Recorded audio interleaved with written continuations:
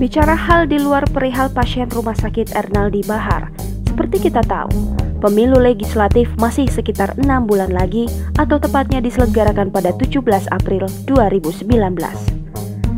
Berbagai persiapan dilakukan jelang pesta demokrasi 5 tahunan tersebut, termasuk hal yang menyangkut personal para calon legislatif itu sendiri. Sudah menjadi rahasia umum, tidak sedikit caleg yang gagal pada pemilu. Mereka dirawat di rumah sakit jiwa guna meredakan dan menyembuhkan depresi yang dialami pasca kekalahan di perhitungan suara. Meski tidak memiliki ruangan khusus caleg depresi, sejumlah klinik maupun rumah sakit di Palembang pun bersiap menyambut para caleg yang kemungkinan menjadi pasien mereka tahun depan. Tidak adanya perlakuan khusus bagi caleg depresi, karena Rumah Sakit Ernaldi Bahar berkomitmen melayani pasien dari berbagai lapisan masyarakat yang membutuhkan perawatan, terutama soal kejiwaan. Ada 7 dokter ahli jiwa atau psikiater dan 5 orang psikolog yang bertugas di Rumah Sakit Ernaldi Bahar.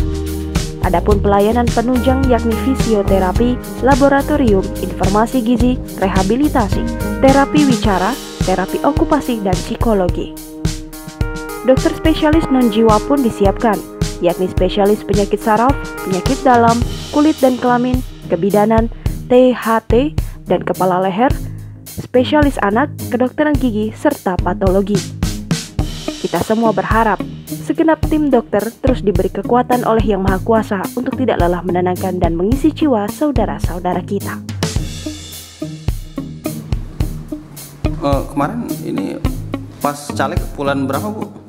Bulan 7, dari bulan 6 sih, dari puasa, lebaran, bulan 7. Ini kalau di sini tahap apa, Bu, namanya? Tahap seleksi awal. Tahap seleksi. Ya, tadi salah satu pintu masuk sana sini, Mas. Jadi tes minat bakatnya itu dari sini.